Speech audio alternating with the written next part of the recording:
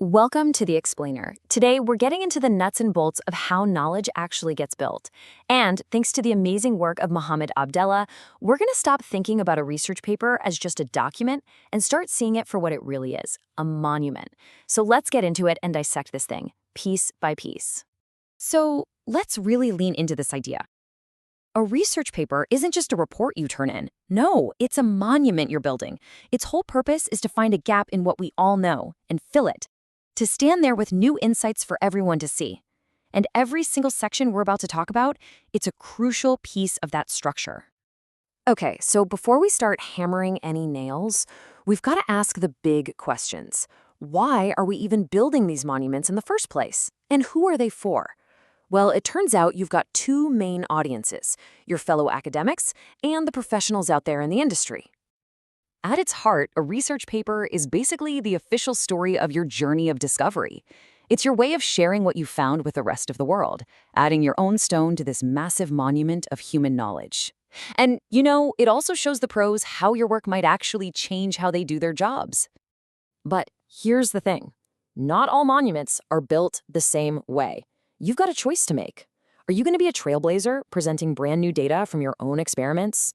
Well, that's an original research paper. Or are you going to be more of a cartographer, mapping out the existing landscape by pulling together all the literature? That's a review paper. Knowing which one you're building is absolutely the first step. All right, let's get into the actual blueprint. We're talking about the front door of your monument now. These are the sections that make that all-important first impression. They tell your reader exactly what they're getting into. The title page, it's so much more than just a name.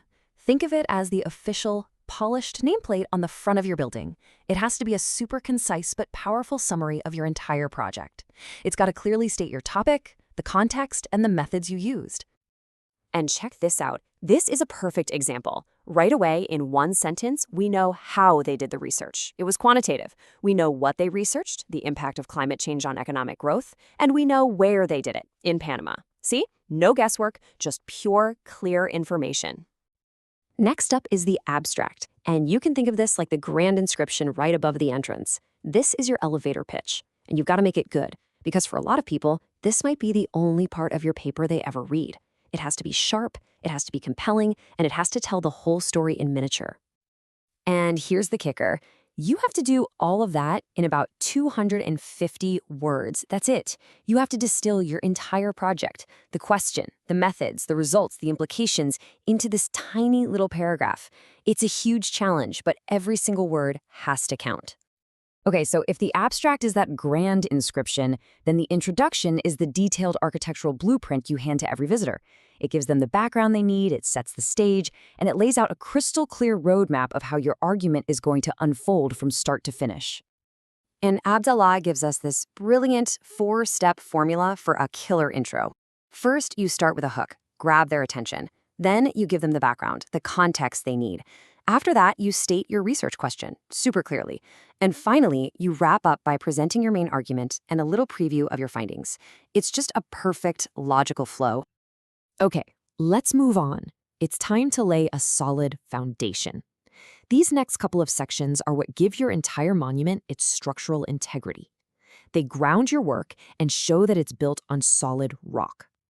The literature review. Now listen, this is not just a book report. It's an argument. You're acting like a detective, surveying the whole landscape of existing research. You're critically analyzing what other people have done to find the weaknesses, the contradictions, and ultimately to point to a specific empty spot and say, right there, that's the gap in our knowledge, and that's what my research is going to fill. And now for the methodology. This is where you lay out your tools and materials for everyone to see.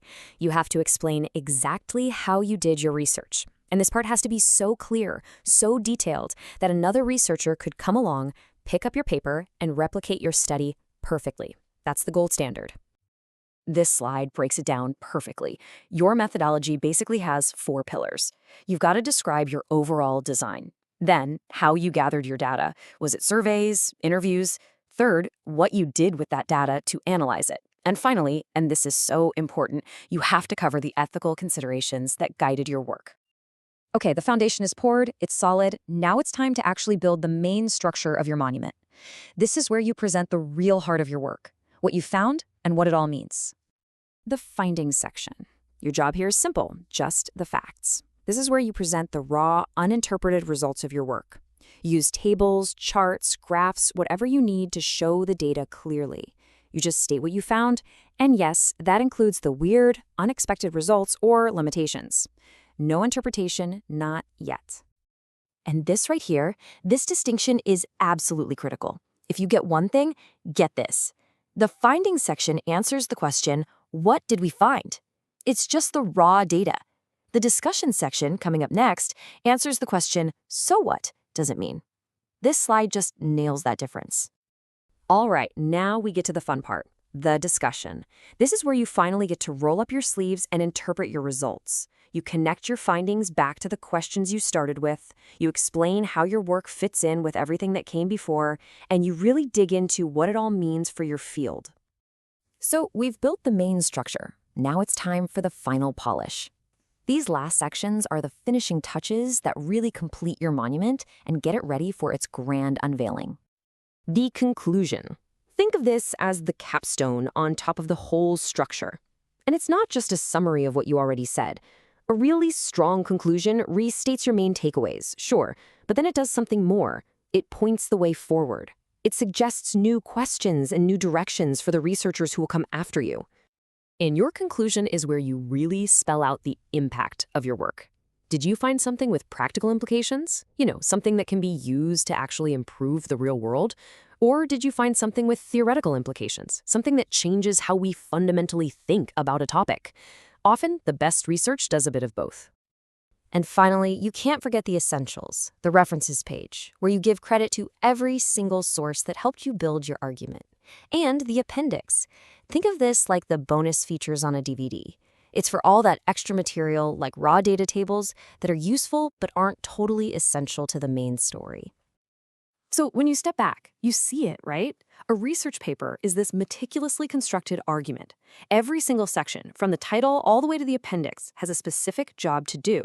They all work together to build a complete, convincing monument of knowledge. So the only question left is, what gap in knowledge will you fill?